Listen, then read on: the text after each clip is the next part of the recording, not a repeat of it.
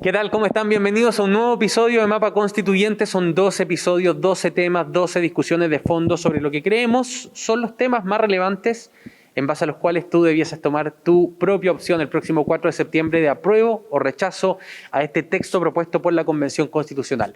Puedes explorar estos capítulos en el orden que quieras, están en nuestro sitio web, también en nuestras redes sociales, para que puedas ir informándote y también desmitificando y yendo al fondo de los asuntos en ciertas materias. En nombre de Súbela, de Mi Voz, de The Clinic y Ladera Azul, les damos la bienvenida a este mapa constituyente que hoy día va a tener como tema central los derechos laborales, los trabajadores. ¿Qué es lo que establece este texto propuesto por la Convención Constitucional? Vamos a estar debatiendo de eso. Quédate con nosotros, aquí comienza Mapa Constituyente.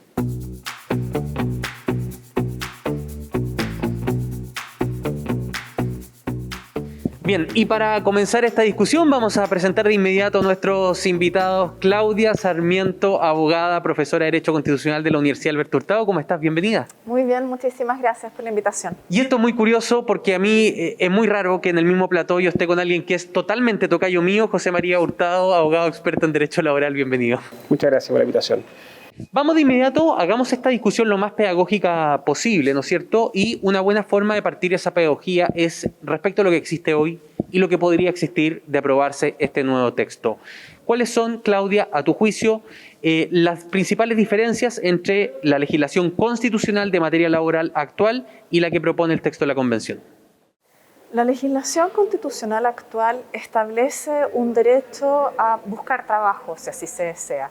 Establece un derecho a la seguridad social, asociada principalmente a la posibilidad de que exista un sistema público o privado respecto al cual el Estado tiene que garantizar que se provea un derecho a la seguridad social. Tiene algunas palabras en relación a la huelga, pero más bien para establecerla en términos más bien negativos, hipótesis en las cuales no es pertinente hacerlo. No se refiere necesariamente a la situación de los salarios, salvo que uno pudiera hacer una interpretación de aquello a partir de una cláusula general que existe de igualdad. Tampoco tiene una referencia como la que está actualmente siendo propuesta en relación al trabajo no remunerado, a los cuidados.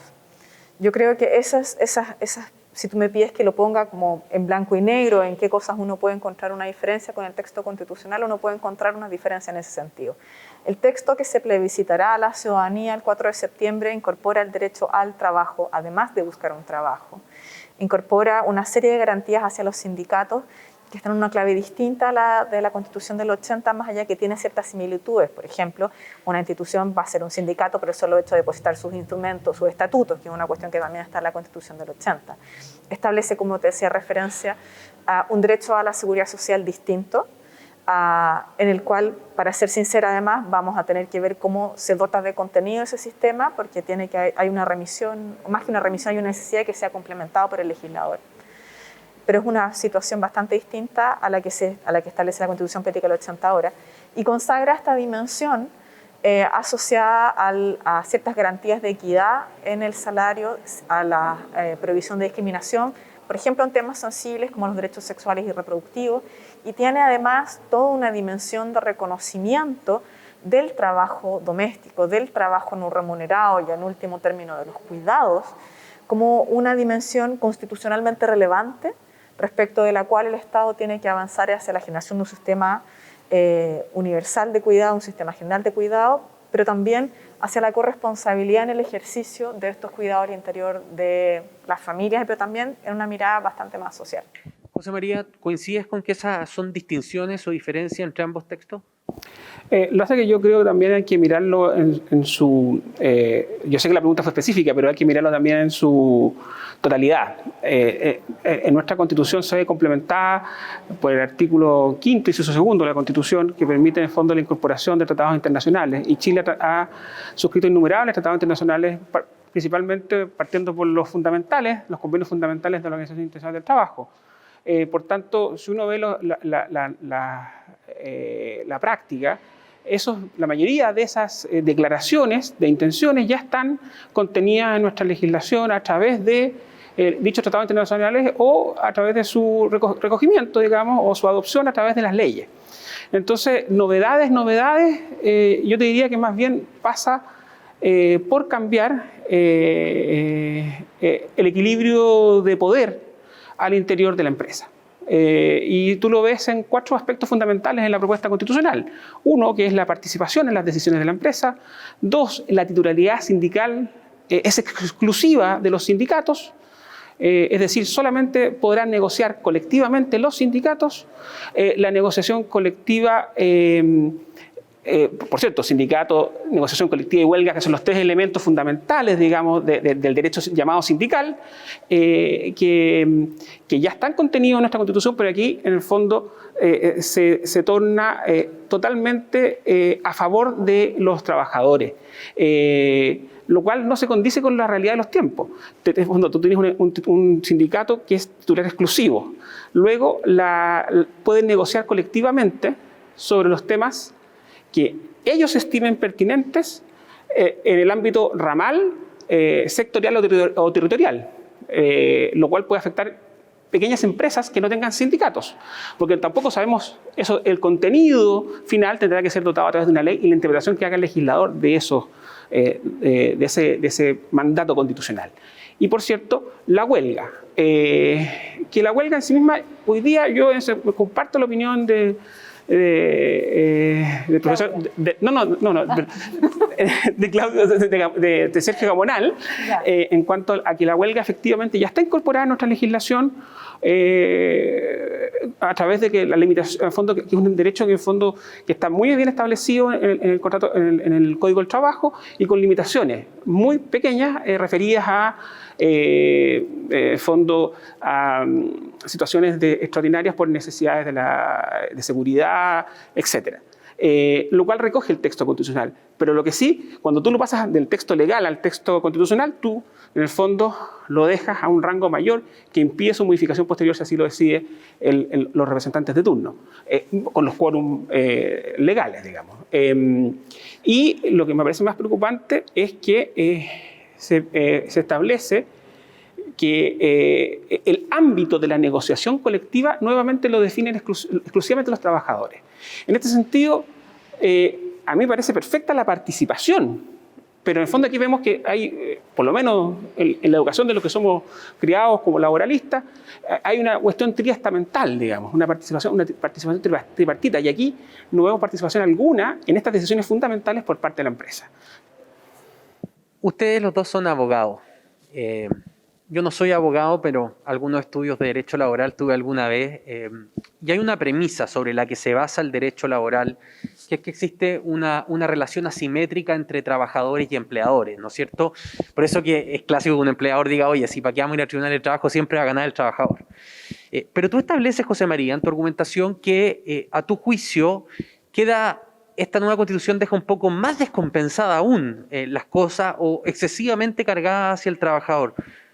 Favorable al trabajador. O sea, claro, favorable al trabajador si uno hiciera una balanza, muy cargada en la balanza hacia el trabajador. Tú, Claudia, ¿cómo ves ese punto? Yo no comparto esa perspectiva.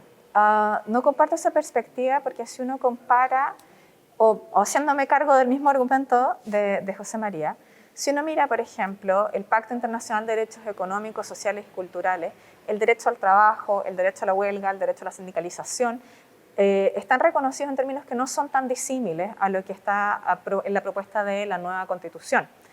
Igualmente, si uno revisa el derecho comparado, puede encontrar constituciones en las cuales el derecho a huelga, con los recaudos asociados a ciertas situaciones, ciertas empresas o industrias o actividades clave, tampoco es una anomalía tan grande. Por tanto, no me parece que esto sea una situación que altere al menos los consensos globales sobre cuál debería ser el reconocimiento de los derechos de los trabajadores en una constitución. Creo que nuestra constitución, el texto literal de la Constitución Política de 1980, es uno en el cual ese equilibrio que uno puede ver en otras constituciones o que puede ver en el derecho internacional de los derechos humanos, tomaba distancia de aquello. Por tanto, más que una situación en la cual yo diga, mire, acá se está privilegiando un exceso a los trabajadores, yo más bien creo que estamos llegando a otros puntos de equilibrio que toma distancia con el consenso de 1980. De hecho, hice el ejercicio de ir a mirar la Constitución del 1925 para ver más o menos qué aparecía. Y, por ejemplo, una de las materias interesantes de las cuales tomé nota era la referencia que había al rol del salario, como un salario que fuera capaz de proveer para las familias, un salario que fuera suficiente, ¿no? Esa es una materia que se incorpora en la Constitución que se plebiscitará en septiembre, que no está en la Constitución del 80. Y de nuevo, a mi juicio, marca más bien un regreso a esa tradición o también colocarse en la lógica del derecho internacional de los derechos humanos. Tú das un punto que tiene que ver con cómo se conceptualiza o se entiende el trabajo, pero que en este caso está asociado a un adjetivo, que es el trabajo digno. Y de ahí se desprende, ¿no?, el salario, la remuneración, la igualdad. O sea, hay una serie de atributos que tiene que tener o que se desprenden de la propuesta de texto lo que es el trabajo digno. Pero siempre le hemos hecho la pregunta en los distintos capítulos a nuestros invitados sobre aquellos derechos sociales que tienen ciertas características. Si yo siento, vamos a la casuística, que el día de mañana mi trabajo no es digno, ¿a quién le reclamo la dignidad de ese trabajo? Claudia, comienzo contigo. Esa es una pregunta compleja. Es una pregunta súper compleja. Primero porque ¿cuándo vamos a calificar qué es digno o no? ¿Y quién es el que va a hacer ese ejercicio, ¿no? Entonces, uno podría decir, bueno, el legislador va a tener que calificar cuál es el estándar de dignidad, que es difícil de asir en ese contexto, para decir, mire, la jornada laboral digna va a tener tal cantidad de horas, o en función de este principio vamos a orientar la legislación para que cierto tipo de actividad, que puede ser insalubre, por ejemplo, que tenga ciertas repercusiones para las personas, no se genere. Pero una alternativa distinta y que está abierta es si este derecho va a ser objeto de una tutela, que es una acción una tutela de derechos fundamentales. Que se amplía en el texto, Que se amplía en el texto, las acciones constitucionales eventualmente cubren todo el catálogo de derechos, y ahí la pregunta es, bueno, ¿cuál sería esta lógica, ¿no? ¿Cómo se la va a dotar de contenido? ¿Qué parte de este derecho, que como tú dices tiene varios calificativos, es la que va a ser justiciable en tribunales? Porque lo que no nos podría pasar es que hubiese una situación de arbitrariedad donde le dijeran, bueno, yo creo que lo que estoy haciendo es indigno y por tanto espero que usted vaya y lo enmiende. ¿Cómo sería esa enmienda además? Sería que alguien fuese y se intermetiera en la empresa de alguien o si fuera una indemnización. Pero ese tipo de preguntas, que son súper pertinentes, son las que vamos a tener que responder en un proceso ulterior. José María, tu opinión sobre el mismo punto, ¿no? Conceptualización del trabajo digno, y después nos vamos a ir, ya se los anticipo, a otros temas que ustedes ya han nombrado. Lo hace que yo, en mi perspectiva, creo tener una opinión distinta. O sea, creo que tratar de definir primero que todo, todos nacemos como personas libres e iguales en dignidad y derechos. O sea, la dignidad es constitutivo del ser humano. En el fondo, tratar de llevar ese concepto que es propio de la persona humana a condiciones que finalmente son materiales, es tratar de ponerle un precio a la dignidad. Entonces, a mí me parece bien, y el avance del derecho laboral siempre ha estado basado en este punto. En el fondo, cuando se puso la ley del piso, cuando se puso la regulación de las horas de trabajo, son todas cuestiones que la sociedad ha ido definiendo como necesarias y fundamentales para que las personas puedan desarrollar su trabajo de forma correcta. En fondo que sea justo, que sea equitativo, que el trabajo sea remunerado, que sea justamente remunerado. Y eso, en fondo, hoy día se define a través de mecanismos que, en el fondo, hoy día en Chile y en la mayoría de partes del mundo es a través o de la negociación colectiva, o de la oferta y la demanda, o los pisos mínimos por la ley de ingreso mínimo. Que tú podrías decir que esa viene a ser la dignidad, comillas, mínima que define el sistema hoy día.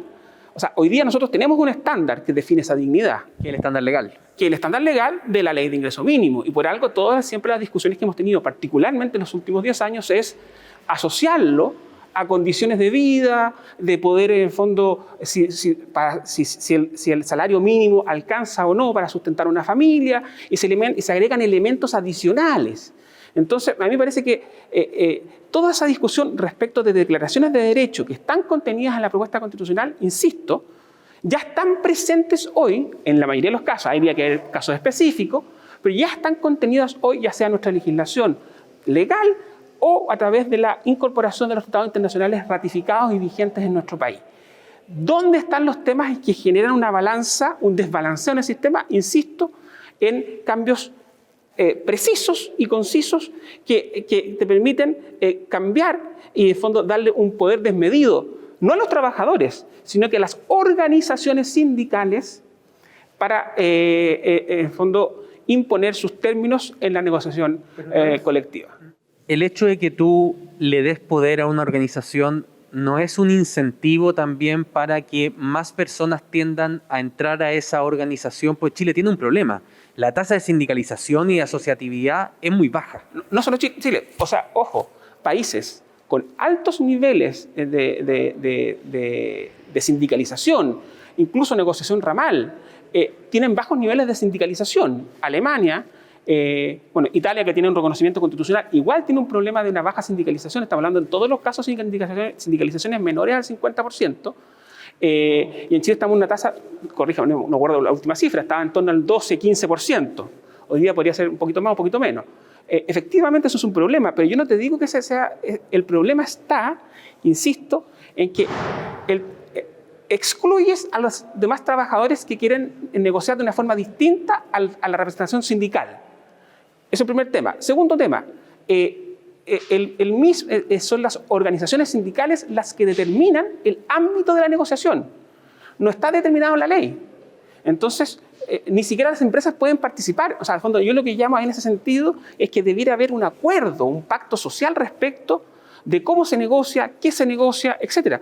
Pero eso no está refrendado. ¿Pero no va a ser materia de ley eso? No, porque le está dando las potestades directamente a las organizaciones sindicales. Entonces la ley podrá darle un marco legal, pero en el fondo la potestad ya está otorgada en la Constitución. Entonces eso significa que, no sé, o sea, me podrán considerar exagerado, pero en el fondo incluso pequeñas empresas que no tienen representación sindical hoy día o que no quieran tener representación sindical tampoco el día de mañana, sus trabajadores pueden verse envueltas en negociaciones colectivas que les afecten directamente. Eso puede ser un resultado positivo o negativo. No estoy definiendo si el resultado es positivo o negativo. Lo que estoy definiendo es que, en el fondo, le quitas la representación de los trabajadores directamente a organizaciones sindicales. Claudia, si entiendo el punto de José María, podría pasar, por ejemplo, una negociación ramal, que una pyme sea susceptible a una negociación de la rama, donde a lo mejor los organismos que la estén liderando pertenecen a empresas que tienen otro tipo de caja o otro tipo de margen, y si desprendo lo que implícitamente pretendes decir, esto podría afectar, por ejemplo, a pequeñas y medianas empresas. ¿Tú compartes ese criterio? No, yo no comparto esa interpretación. A partir de la definición de la titularidad de quien se negocia, no necesariamente estamos extrapolando sus conclusiones a todos los trabajadores de otras empresas. Lo que se establece es la titularidad de la negociación colectiva es reservada y exclusiva de los sindicatos. Mi perspectiva es que además eso tiene como antecedente las sentencias del Tribunal Constitucional que dijeron que era legítimo que grupos negociadores distintos a los sindicatos participaran en la negociación colectiva. Y eso es lo que yo me imagino tuvieron a la vista los convencionales para efecto de decir, ¿sabe qué? Yo necesito robustecer, como tú señalabas, a la sindicalización y voy a generar el incentivo que los que van a negociar van a ser solo los negociación colectiva, van a ser solo los sindicatos. Si yo tengo una negociación entre distintas empresas, esa negociación va a ser conducida por sindicatos. Por tanto, quienes van a poder acceder, digamos, quienes van a poder determinar esa cuestión va a ser los sindicatos y la negociación que se genere. No me parece ex antes que sea razonable decir, si yo no fui parte de esta negociación, a mí se me van a imponer los estándares de esta industria. Cuestión distinta es que yo diga, mira, estamos todos los sindicatos que somos parte de esta rama, de cierta industria, negociando para elaborar las condiciones de todo el sector. Esa es una hipótesis distinta de usted que no fue parte de esta discusión, usted que no fue parte de esta situación, va a verse afectado por los efectos de esta conversación, si ustedes quieren, en las cuales no tuvo posibilidad de hacer valer su posición. En ese punto yo discrepo, o sea, la experiencia comparada nos dice algo distinto, y no estoy yendo muy lejos. España, por ejemplo, que tiene negociaciones ramales, efectivamente hay empresas que no están, que son parte de la negociación, aun cuando sus representantes, los efectos de la negociación, le llegan a la empresa, aun cuando sus representantes no participan directamente en la negociación. ¿Me explico? Entonces, eso ya es una realidad hoy día en otros países. Si es bueno o malo, esa es otra discusión. Mi punto es el desbalance. No es que se le otorguen estos derechos, no es que se reconozca, insisto, el derecho a la negociación colectiva, a la organización sindical o a la huelga. Me parece muy bien, y eso son cosas que han existido en nuestra legislación desde la Constitución, desde el Código del 31, por lo menos. Y con excepciones importantes. Pero lo que te quiero decir es que aquí se produce un desbalance muy importante porque, insisto, se construye la titularidad sindical, se permite participar en las decisiones de la empresa, y participar no es opinar. Quiero llevarlo a ese punto, va a ser el siguiente. Participar no es opinar. Y además, la organización sindical define el ámbito de negociación y qué quiere negociar. Y eso está contenido en la Constitución. Entonces, el empleador no tiene arte ni parte en la definición de el ámbito de la negociación, ni qué es lo que se va a negociar. Entonces, ese me parece un desbalance tremendo que puede tener consecuencias nefastas, en mi opinión, respecto de la cadena productiva. Y además, se hace cargo de una realidad sindical que es propia de mediados del siglo pasado. En el fondo, que no se condice con la realidad del teletrabajo o de las aplicaciones, que uno puede tener una discusión respecto de si eso es bueno o malo, pero claramente ese sistema no satisface las exigencias de los nuevos modelos laborales que surgen por la propia realidad. Nos quedan 3 minutos y quiero llevarlo al ámbito de la toma de decisiones. Aquí hemos escuchado mucho, ¿no? Gente que dice que los trabajadores van a finalmente tomar las decisiones en la empresa, o cómo debiesen estar constituidos los directorios corporativos de la empresa, etcétera. Podemos partir contigo, Claudia, explicando qué es lo que dice respecto a la participación de los trabajadores en la decisión de la empresa, y después podemos escuchar a José María cuáles son aquellos elementos que tú consideras preocupantes.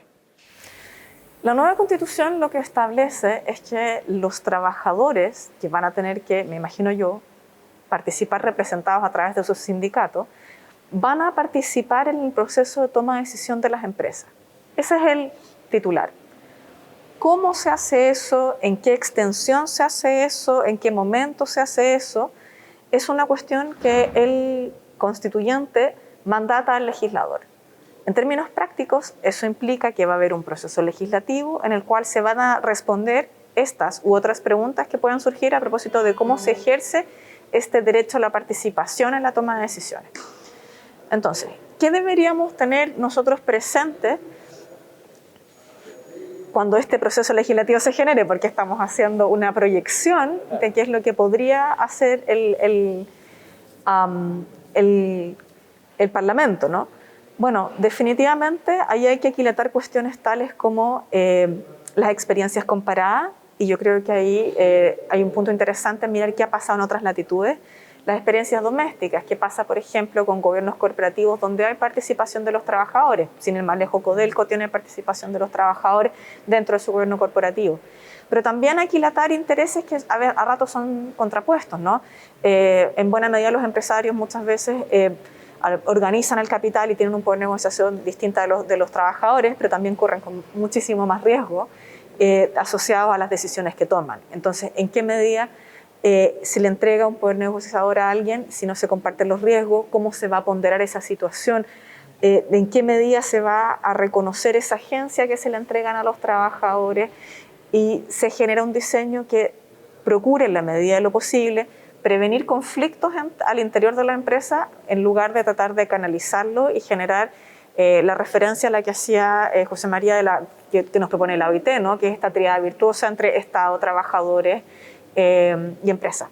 José María, vamos, intentemos ser precisos en las conclusiones, corto, porque se nos está acabando yo estoy de acuerdo con, yo creo que la interpretación que hace Claudia es correcta, en el sentido de cómo se va a llevar a cabo esto.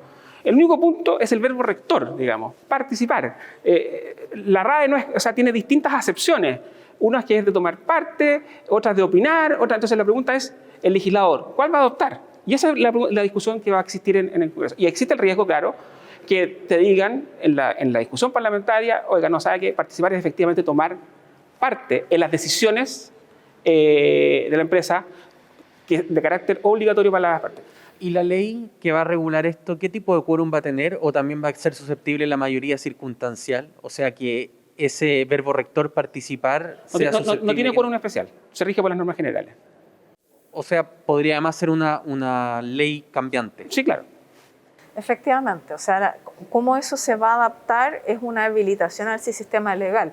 Lo que, como en todas las cosas, tiene elementos positivos y elementos que pueden ser negativos, ¿no? Los elementos positivos son si, bueno, la solución que se propone es defectuosa, es más fácil su enmienda, pero si no es defectuosa y le dio certezas por algún buen tiempo a la industria, es más complejo estar permanentemente cambiando la legislación porque eso genera falta de certeza jurídica y es complejo para cualquier empresario y también para los trabajadores saber dónde están parados. Entonces, es de esperar que cuando esto se legisle sea el resultado de un proceso político que tenga presente cuáles son las implicancias y las señales que se envían para el mercado del trabajo y de la inversión cuando se haga cuando se implemente y se haga carne esta idea de la participación de los trabajadores en la toma de decisiones. Claudia Sarmiento, José María Hurtado. José María Tocayo, no te admito terminar esta... Ya, ok. Si no 20 segundos, sí, porque el director, tú sabes que la tele los tiempos mandan. Seguridad social.